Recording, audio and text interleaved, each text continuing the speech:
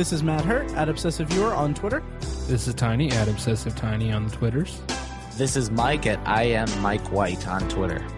And this is ObsessiveViewer.com's The Obsessive Viewer Podcast.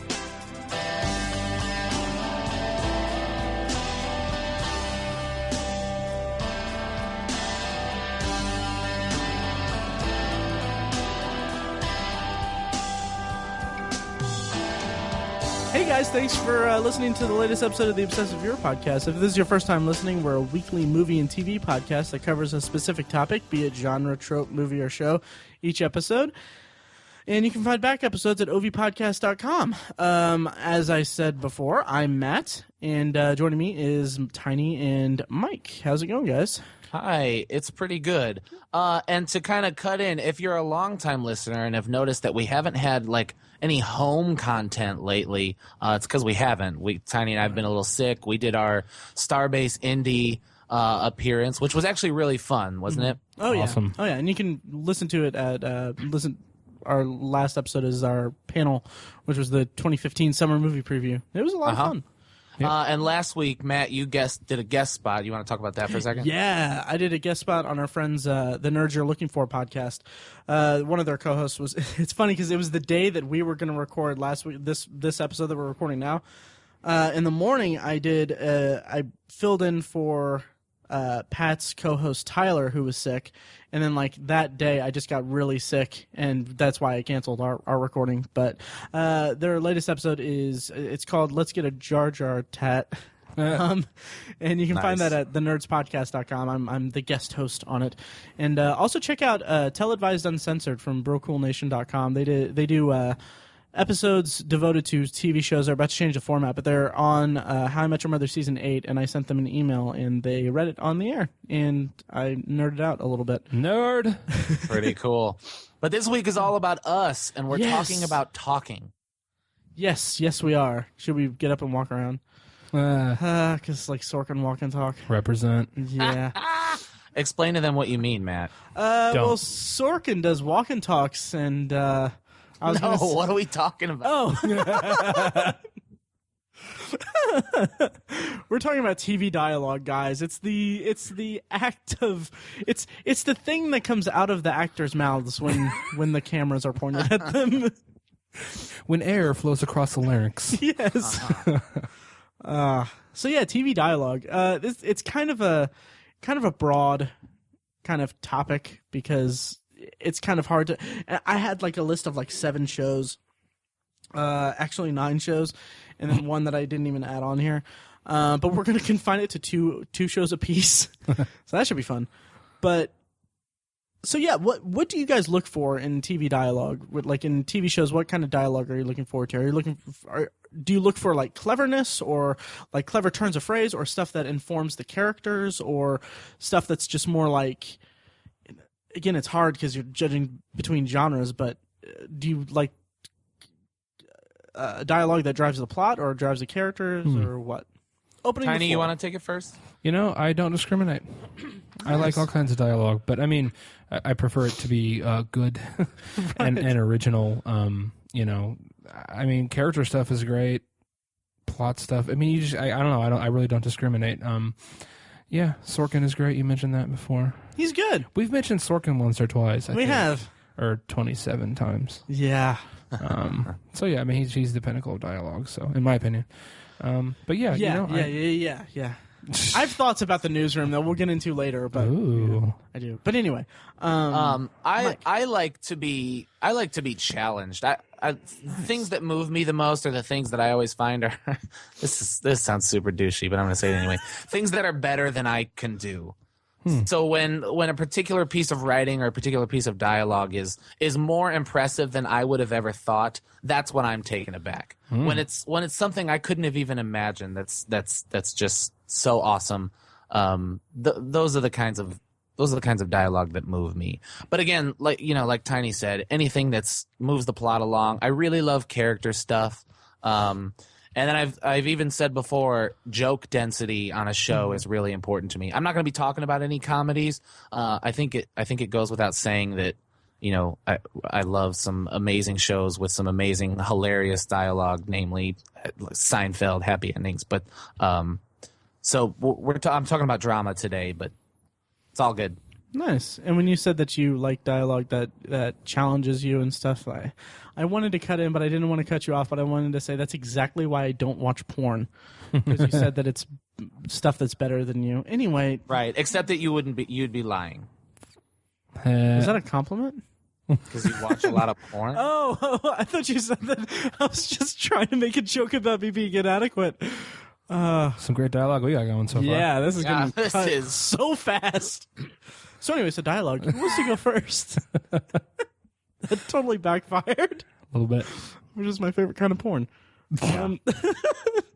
I just did a lot of talking. Tiny, you go first. Sure. Ironically or not ironically at all, the first show I'm going to talk about is an Aaron Sorkin show, which recently concluded. It is The Newsroom. Yes. Had 3 seasons. Far too few, if you ask me. Mm-hmm. But there's something that kind of runs throughout the show that really stuck out to me, because it's something that I believe in very very vehemently, and it's something that's important to me, so it kind of stuck out to me. I said me 17 times. Speaking of you, Tiny, why is America the greatest country in the world? Yosemite? But throughout the show, there's this kind of running theme about how the integrity of telling the news is constantly being compromised by industry or by ratings or by some powerful person who happens to own a news corporation. And that is a constant, I would say, pretty much every episode conflict that we see throughout all 3 seasons of this show. And it creates some amazing dialogue, because I think both sides kind of have a point. One of the characters is Reese Lansing in the show. He is the head of, I can't remember. There's so many people in the show. But he basically runs the fictional news network. Mm-hmm. And he is constantly battling with the people who produce this news show, trying to get them to do new things to boost their ratings, where of course they don't care about their ratings. Right. They care about reporting news well and reporting quality stories to their people. That's, they want everyone to be informed. And so that is just a constant thing that's going on throughout the show. And just the dialogue it creates is absolutely beautiful, in my opinion. Matt kind of launched this off with, what do we look for? And 2 things I look for are wit and intellect. And those 2 things are rampant in this show, because everyone is, that's kind of, some people say it's sort of a weakness of Sorkin's writing, is that everyone is ridiculously intelligent and everyone is super witty. Like, every character is witty and intelligent. It's like, that doesn't happen. There's no filler lines at all. Exactly. Yeah. Everything is poignant, poignant to a fault. But I enjoy that. It's I can separate that out because this is fiction. It's not real. Of course, in real life, that's not going to happen. But this is a fictional thing here. So that's what I love about those scenes throughout the whole show. A lot of it's in the first season. There's like one of the best examples is when the show is the show is called Newsnight on Atlantis Cable News. And there's this, basically what they're trying to do is they want to change the format through which presidential debates are done. Because if you've watched a presidential debate in the last 20 years, they are preposterous. They're basically pointless. And they have this desire to change them to where you will actually get information and actually learn things about the candidates and won't just be talking points. But of course, no one wants to see that. Right. It's not going to be good ratings. So they have to make a compromise with Reese Lansing, and they have to cover the Casey Anthony trial. That's right. Of which they had no desire to cover because it's absolutely trash news. It's horrible. And so the build up to that compromise is really incredible. And then it all culminates in this scene where they pitch the idea for their debate format to two representatives from the RNC, the Republican National Committee or Commission, I don't know, and they have a mock debate where they have seven or nine or however many Republican candidates, and Will McAvoy, the lead of the show, is giving them questions and running this mock debate, and it is just awesome. I love the way that whole story builds up throughout the season. And is that the scene I referenced earlier? No, that was the opening scene. That's the opening scene of the whole series. Okay. Yeah. Just for listeners who don't know, they've probably heard that scene that I'm talking about, right? That Jeff Daniels goes off about why America is not the greatest country in the world, and it has been copied and shared and reposted so many times that it's almost become apocryphal. Kind of, yeah. It is definitively viral. Mm-hmm. Yeah, absolutely. Yeah, I was going to bring it up. It's from the first season. It's the opening scene. It's season 1, episode 1. It's called "We Just Decided To." It's kind of the mission statement of the show, kind of. It is, sort of. And one of the phrases that's been pawned or stolen from that rant is "worst period generation period ever period." Yeah. You see that all over the place. Yep. He's like, so when you ask me why America is the greatest country in the world, I don't know what the F you're talking about. Yosemite? That is another amazing scene, which is kind of ironic because we're talking about dialogue here. Right. And that's basically just a monologue rant. Yeah.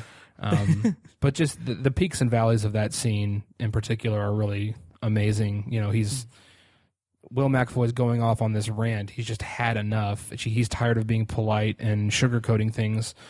But then he goes off on this crazy tirade. And then he kind of dives down into this little valley where he just kind of lays out how great things used to be and how we need to get back to that. Mm-hmm. That's a great scene. And to put it in the context for people who haven't seen the show, the character, it's established later that he's like the softball news anchor guy. Yeah. Like he does just puff pieces and stuff. He doesn't do any like hard hitting journalistic things, and that's like such a in that universe. It's such a huge meltdown on his part, and it really jumpstarts the arc of the series of them redefining Newsnight and really going after like journalistic integrity because they just decided to. Right. Which is the name of the episode. Right. I gotcha. Yeah, you're welcome. Yeah. But yeah, any other like specific scenes that you want to point out? So many. I mean, there was a very controversial scene during this last season in the penultimate episode where Don is one of the producers of the show, and he has to go interview a potential interviewee for the show who was a rape victim from a college campus. I think it was Stanford. And she created a website for rape victims to call out and address their attackers. Anonymously, yeah. But call out the attackers by name. Right. Yeah, it's kind of hard to explain. Yeah. And so it was very controversial, obviously.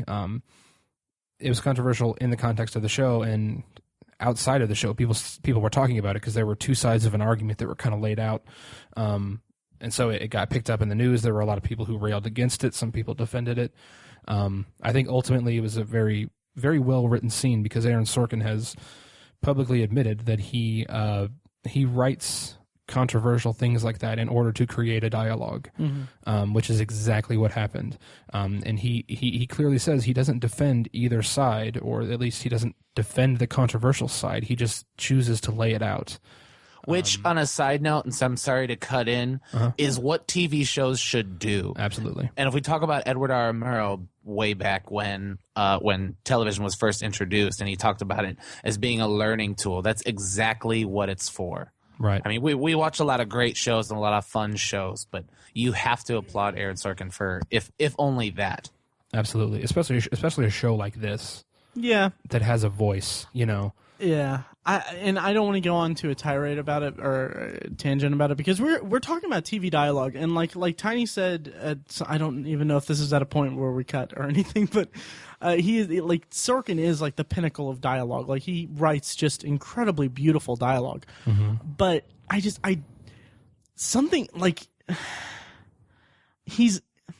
how to phrase this without sounding too incendiary, because I respect the guy's work a hell of a lot, but in terms of like dialogue is incredible, but everything else is just kind of like not all there. It's not on the same level as his dialogue. Like the characters aren't. All of his stuff seems to be at least in the Newsroom, in the West Wing. Yeah, let's say television. Yeah. All of his TV stuff seems to be instead of building like these like these really strong characters and character motivations, they're all a vessel for his viewpoint and stuff. That's very true. Yeah, and that's just like I kind of noticed it in this last season of the Newsroom. I'm just kind of like, okay, that's and it's poetry. It's incredibly fluid, incredibly beautiful dialogue, but it's just like, hey, this is Sorkin. It's not like, oh, this is Don, this is Jim, this is Neil. It seems like it's all kind of playing together to be just his. I don't want to say soapbox, because that seems like it's too. I think that's appropriate, though. Yeah, I do, and that feels a little harsh, but it just seems like I'm just like, okay, yeah. He's great at writing dialogue, but dialogue isn't all that is into writing, like screenwriting and stuff it's like that. It's one part of the formula. It is, and it's one part that he excels at, but it's at the detriment to some of his other things. Yeah. Which, and sure. I didn't like the finale to the Newsroom. Really, I wasn't crazy about it either. It was so, just like, yeah, it was. So anyway, what yeah, Matt's trying to say is you're dumb. No. I'm just saying, like, Sorkin's great, but let's not all start his yet. Too late. Yet. Anyway. Yeah, I don't know. So yeah. Oh, I totally understand. I take some issue with Sorkin as well. For example, the title of the finale was "What Kind of Day Has It Been?" It's at least the third time he's used that title for a TV show. Maybe the fourth. Is it the fourth? Yeah, he uses it for every TV show. Does he? Yeah. Which, and is that on purpose? Then, if it's on purpose, I don't care. It's more of a trope of his, or a signature, a trademark. And that's just one example. His writing is very cyclical. Yeah, there's such a great YouTube video that shows like all the recycled Sorkinisms that appear throughout all of his stuff. There's always pregnancies placed certain areas of series. Just I'm not. He literally reuses lines. Yeah, that's what gotcha. He literally does it. Yeah, it's bad. Yeah, and he can't write relationships for. Anyway, so totally what's disagree the next, with that. We'll have a longer That's another talk episode. Later. Yeah. That's another episode. So, Mike, what's first on your list? Man alive, you guys. Yeah, I could talk about the Newsroom for an hour easily. Oh, I could too, and I'd be a better finale than what we got. Jeez. Harsh, bro. Vicious. Vicious. Yeah. So what do you got for us, Mike? All right. Were you done, Tiny? Oh yeah. Were you done? Yeah. Okay.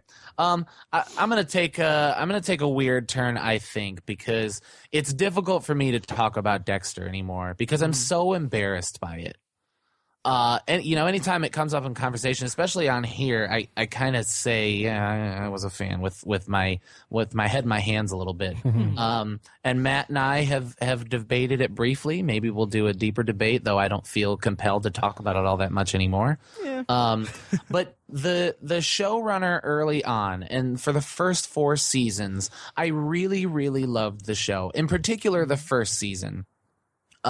Because I thought the dialogue in that show was of course it was based on the book, but it was also kind of paid homage to the book, which I loved. The book is called Darkly Dreaming Dexter, and so they throughout the book, just for fun, Jeff Lindsay likes to put in alliterations, which kind of really play on the sociopathy of Dexter's mind, and how in the darkest of situations he is able to make jokes, and that's really what Dexter is about. And Matt, I won't get into what you missed or what you didn't like about it, but what I really loved about the show is that it was a dark comedy. The book, at least, was a dark comedy, and I felt like the first season did a good job of that. Of course, for TV, you can't really, your comedy can't be all that black, so they have to, of course, enter kids and enter relationships and kind of deal with those relationships. It was done well in the fourth season when Rita died. It was not done well after that. But the dialogue I want to talk about in particular is in season 2, which is one of the most intensely gripping seasons in terms of like how much you care about what's happening to Dexter. And in the season, they are his police force is hunting down the Bay Harbor Butcher, which happens to be Dexter. But throughout the season, he is kind of having an affair with this woman, but also realizing that he kind of cares about Rita, the woman he is with at the time, and he also kind of cares about the kids. And it's just cool for me to kind of see the humanism that we get from Dexter. And so I'll read you a line. He goes to AA meetings to talk about his problem. He's talking about his murderous rampages that he goes on, but he's disguising it as a drug issue. And so he says, he's talking to the group. He says, "Hi, my name is something." I don't remember what it was. He says, "I just know there's something dark in me and I hide it. I certainly don't talk about it, but it's there always, this dark passenger. And when he's driving, I feel alive, half sick with the thrill of complete wrongness. I don't fight him. I don't want to. He's all I've got. Nothing else could love me, not even, especially not me. Or is that just a lie the dark passenger tells me? Because lately there are these moments when I feel connected to something else, someone. It's like the mask is slipping and things, people who never mattered before are suddenly starting to matter. It scares the hell out of me." And that is by far my favorite line from the show. And I've told you guys on this podcast before, I have "the mask is slipping" tattooed on my foot, which is just a cool way of saying always show who you are underneath, because I found that Dexter was a more interesting character and a better person, of course, when his mask was slipping. And it was just a not incredibly clever way to disguise his serial killings as drug use. That's not particularly clever, but just to, through words, show how he's feeling about himself and through some of the other characters. That it's an emotional high point in terms of Dexter internally that they tried to hit continuously on the show and never quite got back there. But those first couple of seasons, the dialogue is pretty great. And breathe. Very well said. Nice. Thank you. Yeah, I agree. I remember that line. I watched the first 4 or 5 seasons, and I agree with your statement as well that the first 4 seasons are definitely solid, I think. But I remember that line because it does stick out. That is some really quality writing. Yeah. It sounds like it's being spoken. It sounds like it was written by a sociopath. Yeah. Which is yes, exactly. Not easy to do. Exactly. And I kind of glossed over that to talk about my favorite scene, but early on, again, I got to specify early on because the show gets very hokey in the final 4 seasons. But in the first 4, I love the things he would think inside his head while also playing a psychopath. You could see Michael C. Hall as Dexter play a human being, and I really enjoyed that. Sometimes those are some dialogue highlights for me. There's also another scene where he meets the guy he thinks is the ice truck killer at the beginning, who he thinks is kind of taunting, kind of playing a game with them. And he sits down at the table and he has his internal monologue about finding the person who wants to play with him, and he really, really does. And the guy looks at him and goes, "Who the f*** are you?" And I know that's not incredibly noteworthy dialogue, right. But just that scene and the way such a simple line is played along with his internal monologue is pretty well done. Nice. I would say that definitely counts, obviously. Yeah. All right. Well, there you go. That's awesome. So Dexter, early on, had some really great dialogue. Nice. How did you feel about the voiceover in that show, Mike? I liked it again because it was exactly how the book went, and I thought it paid homage to the book, and I also liked that you got that Dexter the show knew that Dexter the character was an unreliable narrator. Once again, I think they lost sight of that in the final 4 seasons. I really can't explain enough how much I hate the end of Dexter.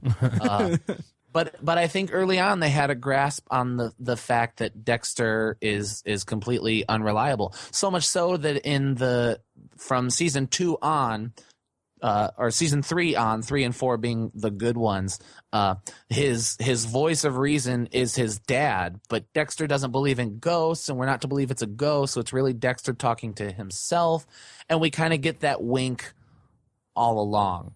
So I kind of liked it. I agree, because I've said before, I'm not a fan of voiceovers at all. I think they rarely work, but I think this show is an example of one that works, because cool. I don't know how you write that character without an internal monologue. Yeah. So. Right. Yeah, and I've softened on my stance about there being like an internal monologue in that show. I haven't watched it. I haven't watched any of the show in several years, but. I remember having just such a bug up my ass about like, oh my god, that's such a crutch. It's so dumb, but like it fits because, like you said, it's just it's his character. Like that's the only way you can really, like showcase that character. Right. Yeah. So I can see that. And it's with the dialogue again. I'll say it again. You see. This is so stupid. Obviously, you hear what he's really thinking, but you get to see him play a human being while also hearing what he's thinking, and I think that. Well, I think it's more like the inner monologue is that's actually Dexter. What you're seeing. That's exactly right. Yeah, what you're seeing is him pretending. Yeah, right. That's the character. Right. Cool. Yeah. Jinx. So. To recap, Matt, early on you hated it, but now you might have softened to it. I've softened to the idea of there being voiceovers. I still could. I didn't like the first. There were several other problems with the first 7 episodes that I watched. Gotcha. Yeah. I'm sorry. Yeah. Just really quickly. Just the second that the character that ends up being the ice truck killer, the second that he's on the screen, the first time he's on screen, I'm immediately like, that's who it is, and that just ruined it for me because I'm like, I know exactly who it is from the first frame that he's in because it seemed like they were telegraphing it way too hard, and that just took me out of it even further than some of the other stuff. Well, we won't get into a debate about that. We won't. It's to each their own. Yeah. I might watch the series next year. Oh, really? It's still on Netflix Instant, isn't it? I don't think so. It might be on Amazon even, but I don't know. Huh. Good luck with that. I might. Yeah. So my first one, like I said, I have like 7, 9, 20 shows on here, but I'm gonna go with one of my favorite shows, and it's so underappreciated because a show came along after it ended and usurped or took all of the viewers that this show should have had went to this show, and it feels like such a. I'm being very vague. My choice is The Shield, and the show that I'm talking about that came out afterward was Sons of Anarchy, which is a vastly inferior show. And it was a huge hit, and no one watched The Shield, and I feel like that should be reversed because, I won't get into it. What's the connection you're trying to make? That they were just both on FX? No, one of the showrunner of Sons of Anarchy was one of the writers on The Shield, and it kind of exists in the same universe, but not really because they have different like the gangs from The Shield appear in. Sons of Anarchy, and they have little. The show sucks. Sons of Anarchy is so horrible. Anyway, so The Shield is really great, and it has some incredible dialogue. The show was the showrunner of the show was Sean Ryan. Say that a million times fast, but and it had a very good writing staff. Some of which went on to showrun some white trash soap opera on FX, but the biggest point of The Shield was obviously all of it was on Vic Mackey, the character portrayed by Michael Chiklis, but it was it was also somewhat of an ensemble show. It had such a great balance. Like the thing that I tell people when I try to sell them on The Shield, which you can buy the full series on DVD at Best Buy for like $25. Wow. Ridiculous. I've almost bought it because one of my discs is scratched. You'd be crazy not to buy that. Right? Yeah. So anyway, so it's $25 for the whole series, and it's one of the best written series I've seen ever. And a lot of that is the thing that I tell people when I try to get them into the show is that it is such a perfect balance between being a serialized drama and a police procedural, because they have the main A story is always about the strike team. It's Vic Mackey and his guys and their nefarious dealings with street gangs and stuff like that, and them trying to elude capture and all that. But then every episode has like a B story that's a really compelling and very gritty and very raw police procedural, just case of the week with some really incredible detective characters, most notably Dutch Wagenbach, played by Jay Carnes. Jay Carnes. Yeah. Jay Carnes, yeah. So anyway, so I have two examples of dialogue in the show that kind of showcases those two elements of it. One of them is kind of spoilery, so I won't get too into it, but the first one is from season 1. It's Dragon Chasers. I can't remember specifics of this episode. There, it's not I don't think it's the prostitute serial killer, is it? But no. Michael Kelly plays a serial killer that Dutch has been hunting, and he's basically got him in an interrogation room. And so many just incredible scenes in that series take place in this little confined room, where they interrogate these suspects and they try to get confessions and just basic, police procedural kind of stuff. But this particular scene in the episode Dragon Chasers, it has Michael Kelly and Dutch, played by Jay Carnes. They have a back and forth, and Michael Kelly's character, he is so villainous and so just manipulative that it's incredible because Dutch has his whole shtick. He's like he's going by the book, a textbook serial killer case or whatever.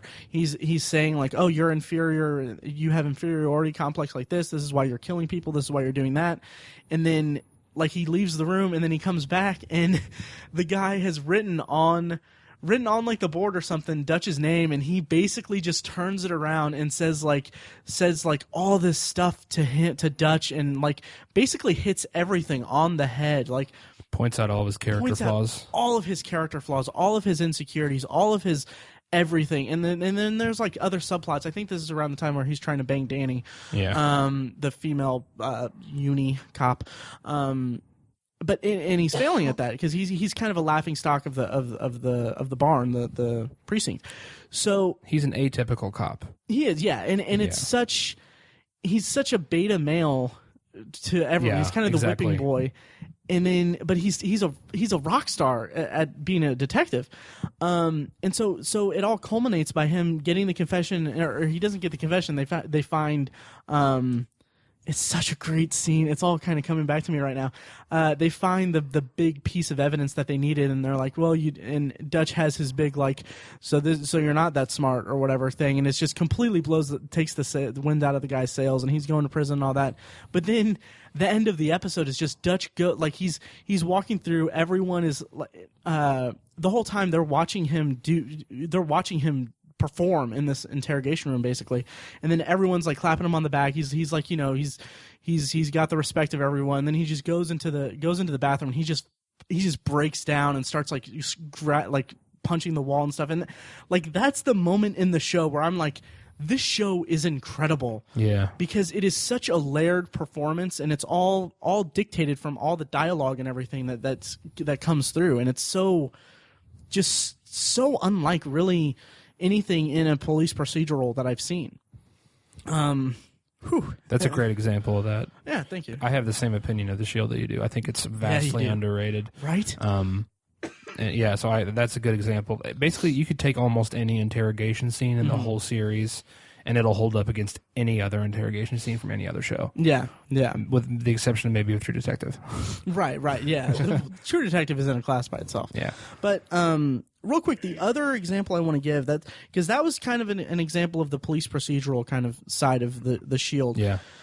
The other side of it is the strike team, and I'd be remiss if I didn't talk about Vic's one-liners, but I feel like those are just like, he's such a smartass on the show, but it's at times it seems to me like, okay, they're kind of just stretching. They just need him to have some quick-witted thing. Yeah. But the big scene that I want to talk about is from season.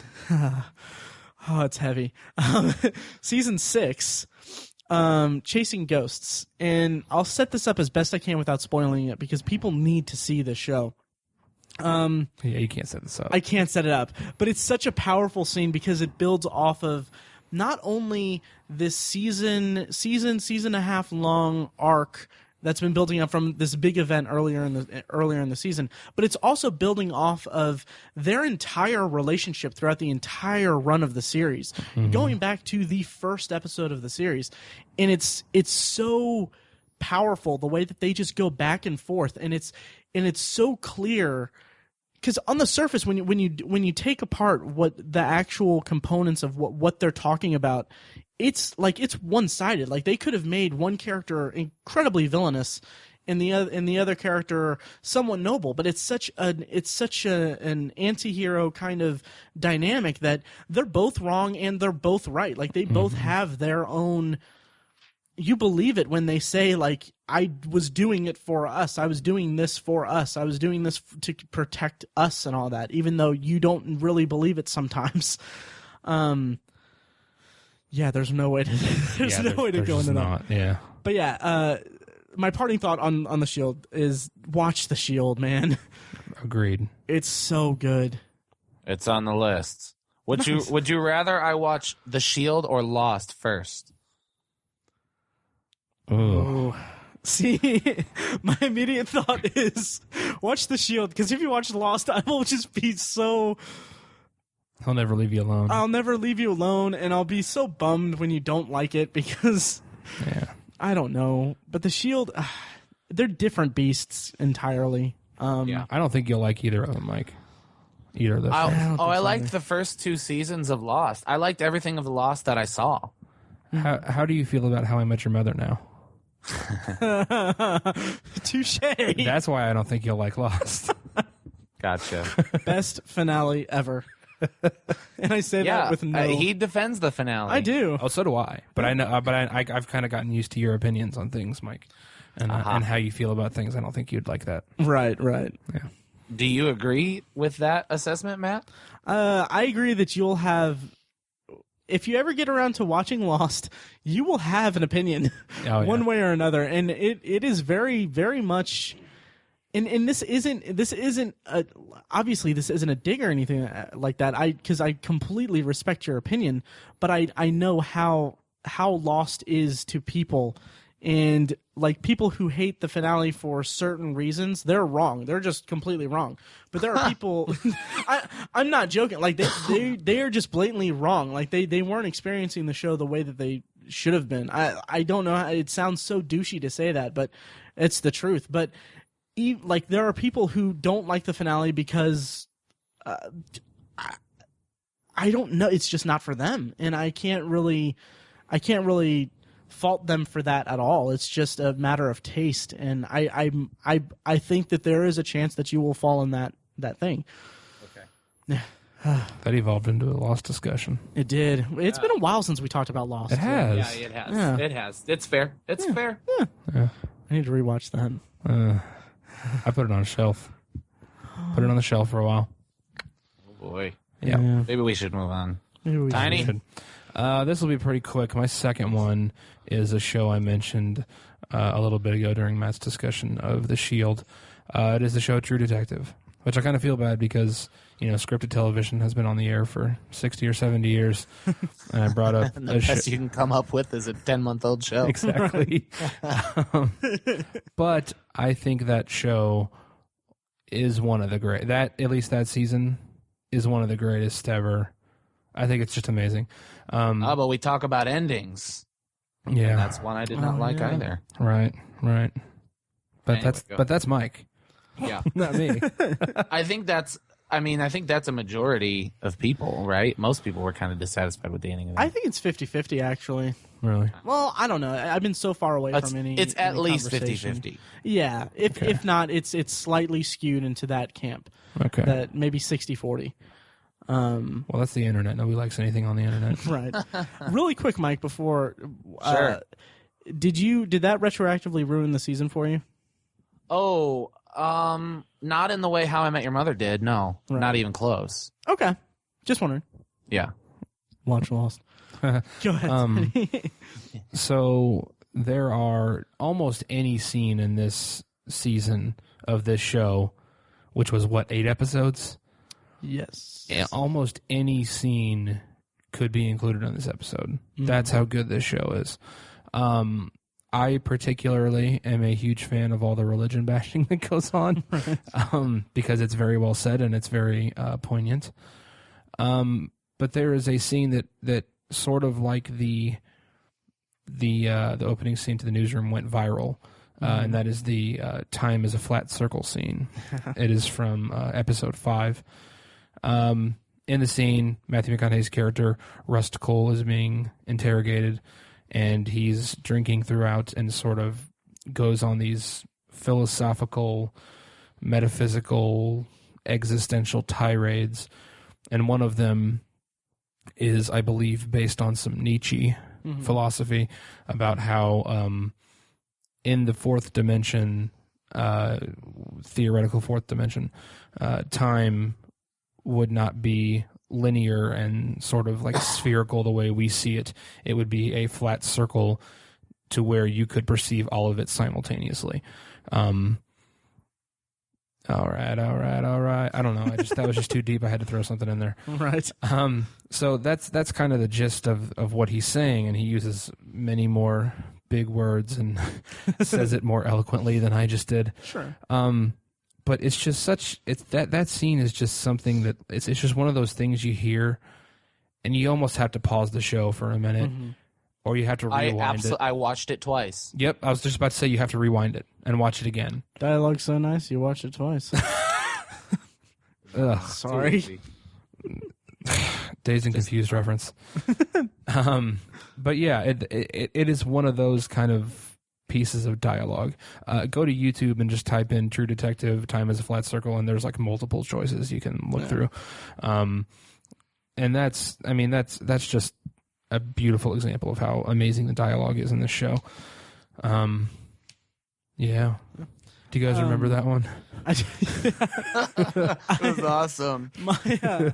I want to point out, like, I love all of Rust's like existential scenes, and that I'm so excited to rewatch the show. I have it on Blu-ray, and I'm so excited to just go back and watch it again. But yeah, you do. It's something that I feel like I need to sit down and like devote my full 100% attention to it. Yeah, and it's something that's so deserving of that. What are you doing? Are you doing Matthew McConaughey? Is that what you're doing? Sort of with a In response to all of this? You're doing Rust. just a little bit, yeah.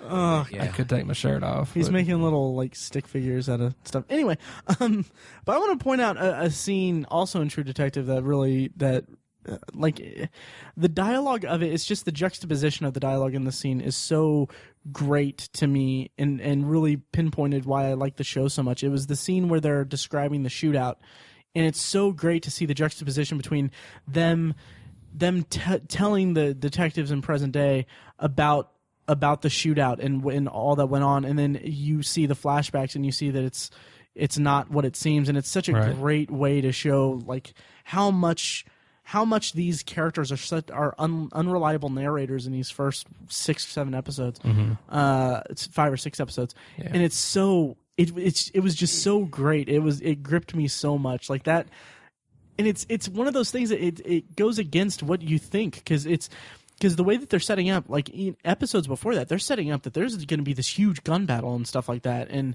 it's going to be like really intense, and it's not that, and lesser shows would have shot themselves in the foot with that, but it's so compelling And it helps that it comes off the heels of one of the greatest sequences of television I've ever seen. The long shot thing. Tracking shot. Yeah. Yeah, I love the line where he says, just like any other story, at the end there was a monster. Or there was a monster at the end of it, or something like that. Yeah. I should probably know it if I'm going to quote it. Right. But it's something along those lines, and that is such an effective line, much like the rest of the show. I can't say enough good things about the dialogue and basically every other thing about this show. It's just amazing. Alexandra Daddario. Oh my God. Yeah. And her twins. Mm-hmm. She was also in Texas Chainsaw 3D, and was she? Yeah, she was like anorexic in that, though. She's the final girl. Oh, good for her. It's good to see that she can rise above it. Mike, what's your next one? Rise above it. I don't know. Oh, okay. The next one I want to talk about is, it's funny that you mentioned the 60 years of television. We pick recent shows. My show's still on the air. It's about to end, and I'm going to talk about Parenthood. Nice. Yeah. Which is a show done by the creators who did Friday Night Lights, which I don't know. I don't know if either show is really known for its dialogue, but it's definitely known for its heart-tugging drama, which is done through character interaction. It's done through acting, but of course it is done through dialogue. And every character has a chance to show some awesome dialogue. I really, really love Peter Krause as Adam Braverman. My favorite character on the show is Dax Shepard's character, Crosby Braverman. But if you ask anybody, really, the best part of the show is when you get a Zeke speech. And Zeke is kind of the patriarch of the family, played by Craig T. Nelson. And he's just kind of this old war vet who's trying to stay young, but kind of realizing that he's not so young anymore, and also kind of trying to keep his family together, this big growing family. And he's stubborn at times, but he's so smart most of the time. And you always just, if you don't have a good relationship with your grandpa or your dad, you kind of like want to call him and try to fix it and try to glean some sort of wisdom like you would were your grandfather or your father Zeke Braverman. And so those are the kind of characters when you asked about like what kind of dialogue you look for, it's dialogue where the character is someone you would look up to because of the things they say. One of the lines of dialogue that I want to talk about in particular is in, I believe it's the second season, and it might be the third. I could be wrong, and I apologize for that. But his granddaughter, by the way, who he calls, for the most part, granddaughter, and he calls his grandkids grandson. I just think that's super cool. But his granddaughter, Amber, does not get into college, and so she's drinking, and she gets into a car accident, and the first responder is Zeke Braverman. And so I'll just read it to you, and this is still one of my favorite lines of dialogue from any show ever, and the favorite from this show. He goes, "Amber, I was 2 years in Vietnam. Do you know what I thought about, what I dreamt about? Coming home, having family, having grandkids. I dreamt you, Amber. And Hattie and Drew and Sydney and Max, these are his grandkids. We almost lost you, Amber. You had some bad breaks. You're not feeling good about yourself. You didn't get into Berkeley. Well, boo frickin' who. You got to suck it up, girl. You're a Braverman. You got my blood in your veins. If you ever do something like this again, if you even think of doing something like this again, I will kick your little butt all the way from here to the Golden Gate Bridge. You do not have my permission to mess with my dreams. Are we clear?" And by the way, I got chills just reciting that to you guys. Damn, bro. I got chills hearing, like, that is such... I dreamt you. Are you kidding? How amazing is that line? I love the you don't have permission to mess with my dreams. Yeah. My God, like I felt bad. Like I felt like I was being scolded. Yeah. Isn't that the best? It's like, I'm not mad at you. I'm disappointed. I'm an authority figure here, but I also love you more than everything in the whole world. Wow. It's perfect. That show needed to be on cable. Imagine how much better that would be on cable. Yeah. Not that it's not great. Right. Yeah. Wow. Man, so that's the best one. I wish I could have saved some more zingers for you later, but Zeke is full of ones like that. Nice. I dreamt you, he says. Or Zekers instead of zingers. So it's kind of my public service announcement. I've been meaning to talk about it in Potpourri for a while now because it's coming to an end, and I haven't had a chance.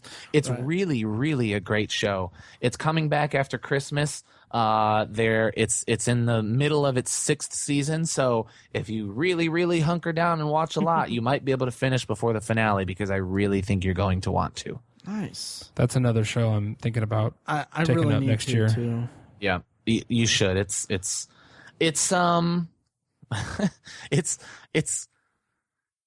for people in a particular time in their lives, and I don't know. Okay. It hit me hard because I got married and I'm starting a family, and so it's. I only bring it up as a contrast to the shows you've picked, like The Shield and Newsroom. So if you're not in the mood for family drama, it might not hit you the right way. Right. But gosh, it's good. Very good. Nice. Yeah. Top that, Matt. I dreamt you. And Matt's going to talk about Animaniacs. No, I'm trying to think what I should talk, because now I'm getting kind of self-conscious because we all have talked about very modern shows, but I mean it's not like we're saying favorite TV dialogue of all time or anything. Right. Who cares? We're young. Yeah, screw it. So I'm gonna do this classic TV show, House of Cards from House of Cards. And I feel like we'll talk more about it, and we have talked more about it in the past. We did a bonus episode devoted to seasons 1 and 2, featuring Greg from We Are Libertarians. But I recently started rewatching it because we're planning a retrospective next month, and I wanted to watch the first 2 episodes of the show. Fincher, Tiny. Yeah. Fincher. Yeah. Yeah, okay. You gave me like a confused look. Like, what? Did I? Yeah. I'm sorry. Oh, okay. I'm so drunk right now. Oh, it's okay. So, and I was just so struck by just the dialogue, and one of the things that, like I said, Mike, about Dexter, me warming up to the whole voiceover narration is, one of the most compelling and best parts about House of Cards is that we get a window to Frank Underwood's, psyche, because he it's not a voiceover narration, but he addresses the audience. He breaks the fourth wall and he's basically Zach Morris in Congress. No, but he breaks the fourth wall and he talks to us and addresses us. One of the opening scene of the series is him walking out after hearing walking out of his house, hearing a car hit a dog, and he's basically explaining to us why he is killing this dog. Mm-hmm. And it's what's great about it is that in listening to the commentary on Netflix, which I love that also, that they put the commentaries up for season 1 on Netflix. I love that so much, and I hope that they do that for season 2. But anyway, this wasn't like a writing tactic on their part, not consciously or whatever. But I'm just reminded of, I think I want to say it's Blake Snyder did the whole save the cat thing, or that might have been another screenwriting guru or whatever. But he basically there's a whole idea in screenwriting that's save the cat, have your protagonist do something heroic, so that in the opening pages or opening pages of the script, so that the audience has a reason for backing him up or being on his side. And the opening scene of House of Cards is Frank Underwood mercy killing a dog. Mm-hmm. and it's such an interesting mission statement for the show. And I mean, he becomes he's a diabolical character, but it's such a weird way that the way that he talks about it, it's like he has no remorse of having to kill this dog or anything like that. And it's an interesting window into his character. And there's a lot of just flashy dialogue that's just so cool throughout the 2 seasons that have aired so far. But one in particular, there's one in chapter 2 of the series. It's where he is basically, the long and short of it is, he's getting this guy who's written a bill that he leaked. He's getting him to he's getting him to agree to them redoing the bill while he has interns already at work redoing the bill and everything. So he's basically manipulating this guy into agreeing to something that he's already got running, and he's just slowly just pulling the strings to get him to do this thing or to get him to call it and have it be his idea. And he turns and addresses to the camera and everything and talks to us, and it's such a cool scene because he's like he's telling the guy that, oh, I'm the reason for this leak. I'm gonna call CNN and I'm gonna just do that and everything. And then the guy's like, no, don't do that. And then Frank just turns to the camera and he says, and this stuck with me so much. He says to us, all a martyr needs is a sword to fall on. And then he just he does this weird motion with his hand, and then like the second that he does the motion with his hand, the guy's like, I'll take the hit or something like that. Yeah. It's such a cool way to show how he manipulates his subjects pretty much, and how he's just this pathological politician, synonyms. But it's so cool. It's so stylistic and cool. I can't really express it that enough. And there are so many other examples throughout the first two seasons that would qualify for this episode. But that's the one that sticks out to me, having just seen it fresh in my mind. Yeah. Very good choice. Thank you. More interesting use of not voiceover, obviously, breaking the fourth wall, but it's more, as opposed to like a monologue, it's more like a one-sided conversation. Yeah. Because you kind of want to talk to him, to Frank Underwood, because he's so horrible. It's kind of like listening to one side of a phone call. That's kind of how it feels. It's like watching kind of a stage play, like almost Shakespearean. And and it's kind of, it's cool. It is cool. Yeah, I'm stumbling over all of my. We're talking about TV dialogue, and I've just talked about how cool House of Cards is. It's tight, yo. Yeah, it's really totally neat. Tight. It's really cool. It's a nice show because it's nice. It's, to borrow something that was on /Filmcast, it's a nice sit. Yeah, it's. Anyway. We haven't heard that. Yeah. Anyway, reference. Yeah. So that's it. I think that's all we're going to talk about for TV dialogue. I believe it is. It's a deep well. We'll eventually revisit it. Yeah. Of course, we can't go without talking about how the Walking Dead. No, I'm kidding. That was a joke. Yeah. They whisper a lot in that show. Yes, they do. Yeah. Stuff and things. God damn it. Sorry. So that's our talk about TV dialogue. Hey, you sexy TV junkies. This is Tongue from TelADVISED Uncensored, brought to you by BroCoolNation.com, and you're listening to the Obsessive Viewer Podcast. All right, again, if this is your first time listening to us, this is our Potpourri section where we basically just talk about what we're into, what we're looking forward to, any news, anything like that. Whatever sounds, how do we say it? Anything we want, as long as it smells good. There you go, Tiny. Hey. Yeah, so, who wants to go first? Mike, you haven't said anything in a while. No, I haven't. There's a lot to say. It's been a while. What to say. I feel like as the resident comic book guy, superhero fan, that I should talk about the Spider-Man and Marvel news and all the rumors that are going around. But I haven't really gathered my thoughts on all of those. And I know that, that we have found out that what they would do with Spider-Man if Marvel got a hold of it, right? Andrew Garfield would be out. They'd skip the origin story. They wouldn't focus on the romance so much, and he would appear in Civil War. But again, that's if they got a hold of it. And I just have a feeling that fanboys are kind of getting super excited for this thing to happen that is really just rumor. And we know how desperate Sony is to make money.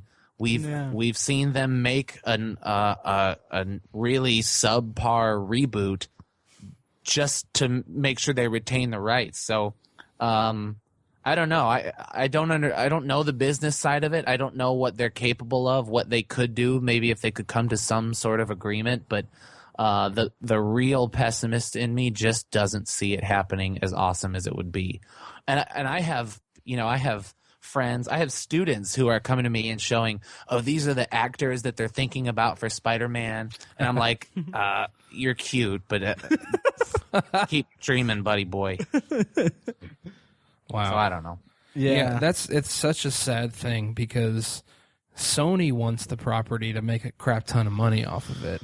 Right. And they're only using it to make money, whereas Marvel, would be loyal to the character and, interested in the art like they should be. And Marvel has the foundation from which it would be a low risk for them to introduce it.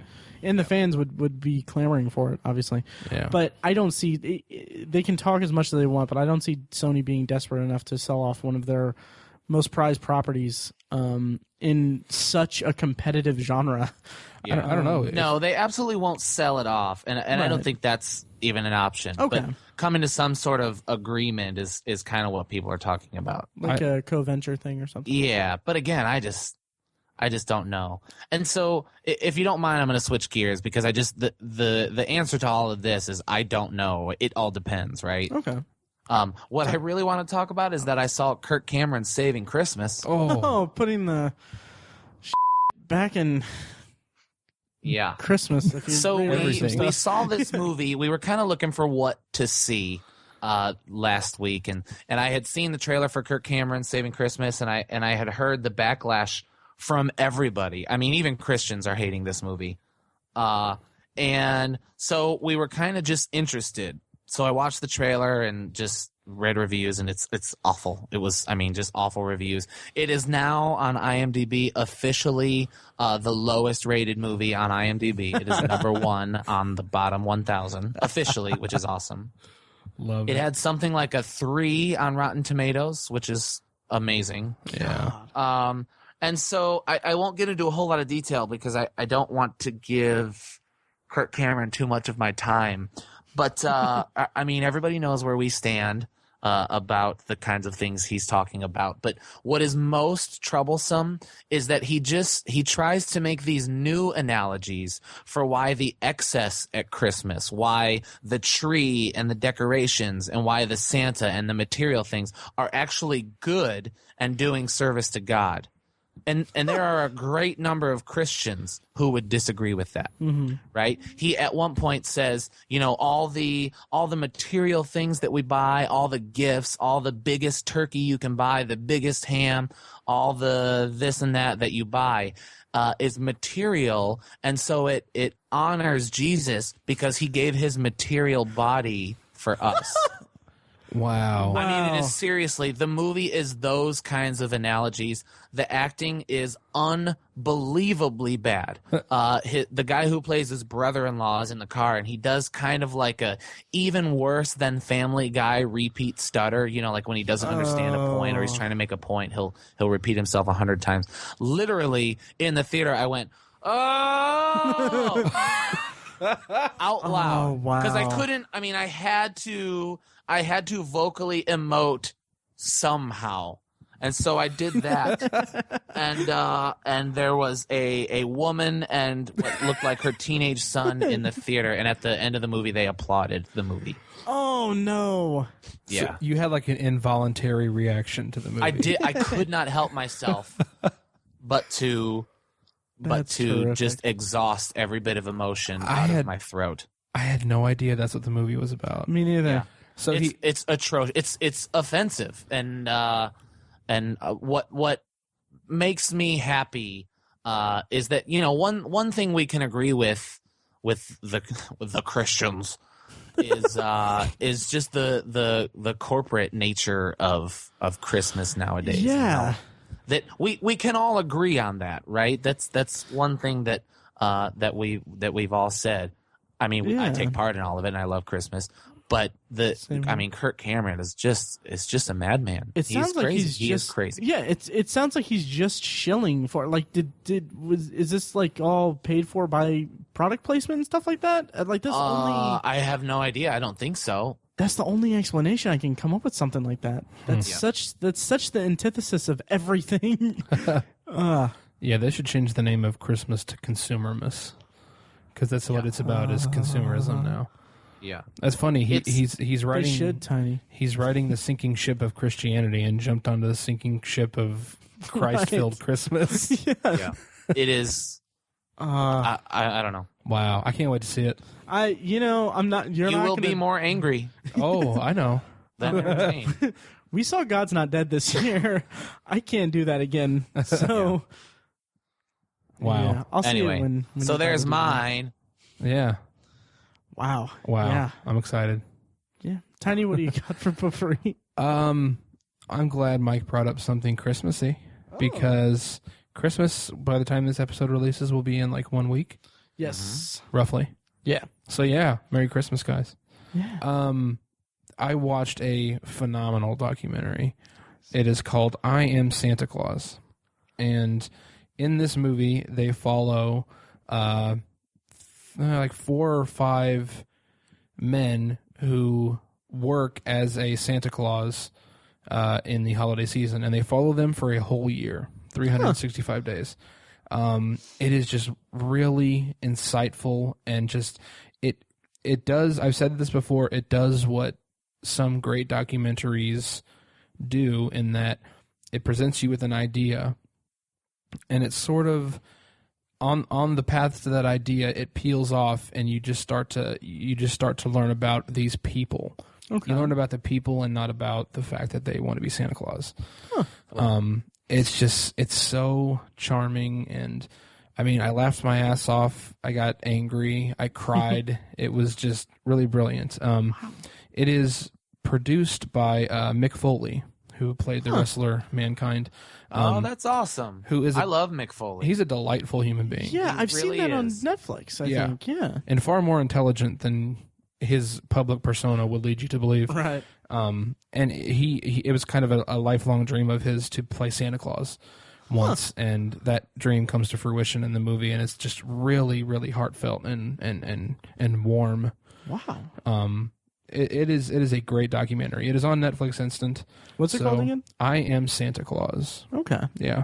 It was produced by Mick Foley and also produced by Morgan Spurlock. Oh, nice. So, yeah, I'm a fan of his. Of course. Yeah. Some of his stuff he's presented is a little controversial now. Sure. But the guy knows how to make a documentary. Yeah. For sure. So, nice. yeah, it's very good. Please watch it. Cool. Yeah. Cool. Also, I'm still doing my project, 365 movies, 365 days. I haven't calculated it today, but I'm like 4 or 5 movies behind. Oh, Tiny. I know.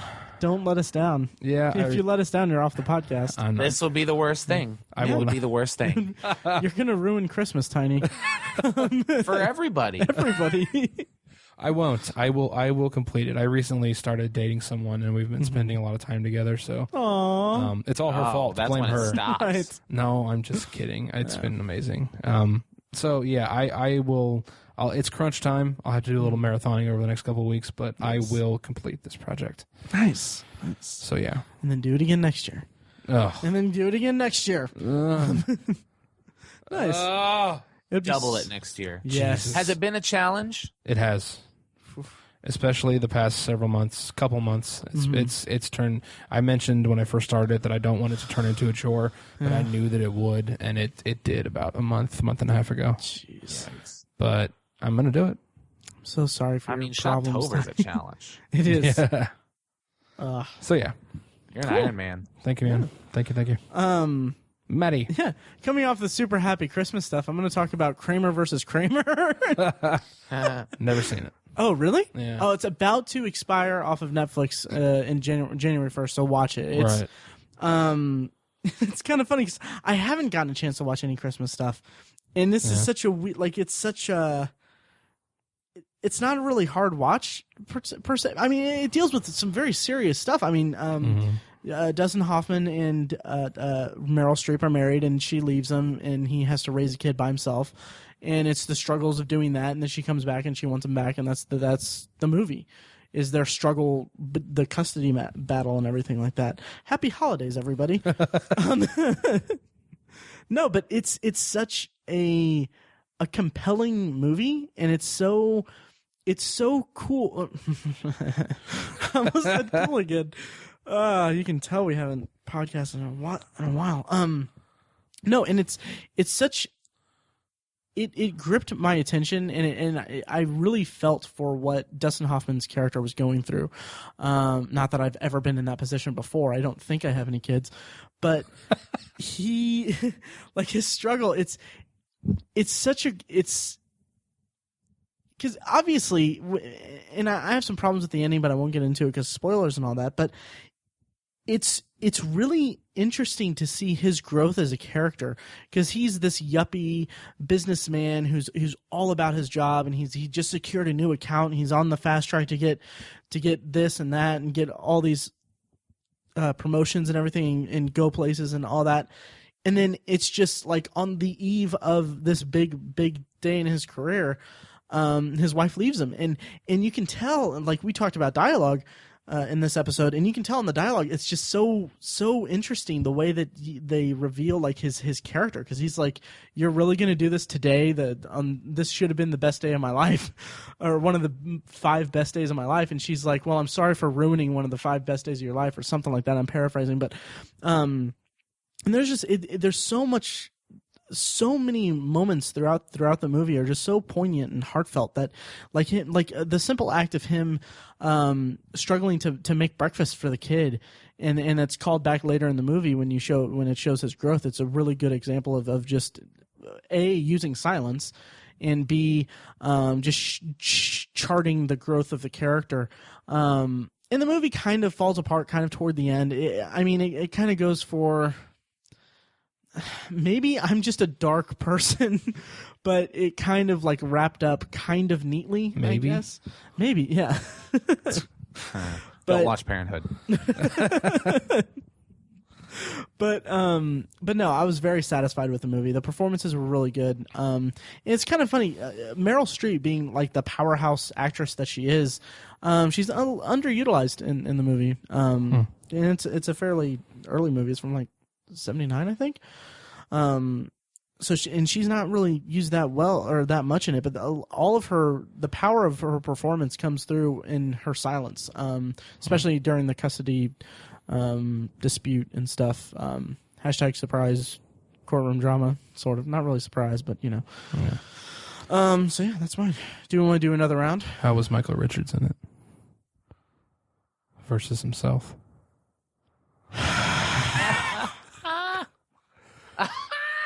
Oh No! That was totally a Matt joke. It was. That's a joke you would make. It Don't is. you deny it.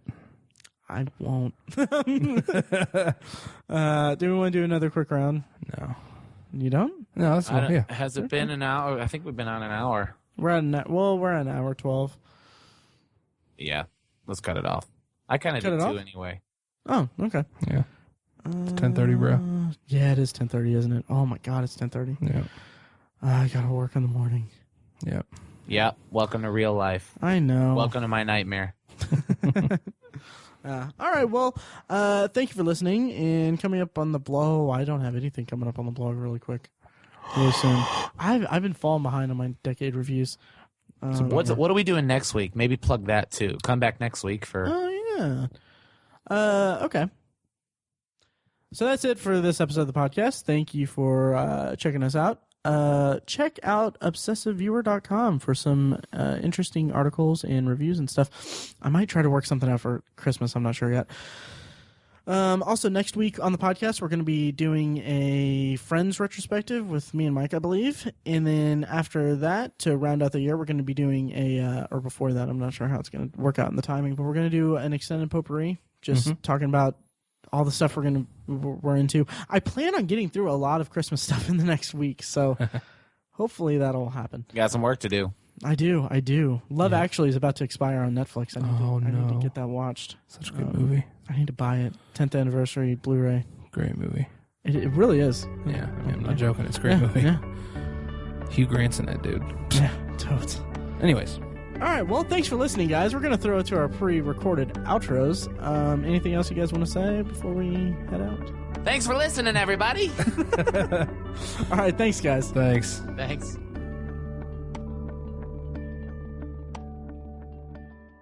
Damn. Damn. Was it like just a sore throat, or was it like more than that?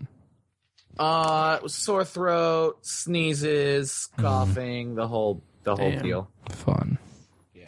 Because I got sick on like Thursday. Last week? Like Jesus. my throat just got real sore, and then it just turned into coughing over the past couple days. I lost my voice on Sunday, so I was shitty. I was like, we're not even gonna be able to record again this week. Right. Yeah. But thankfully, it probably still sounds a little weird, but Yeah, I can kind of sound it. I will also. It's been weird. We, like Dustin and I were supposed to record 2 Tuesdays in a row, and it just it didn't work out because we were sick, and I don't know.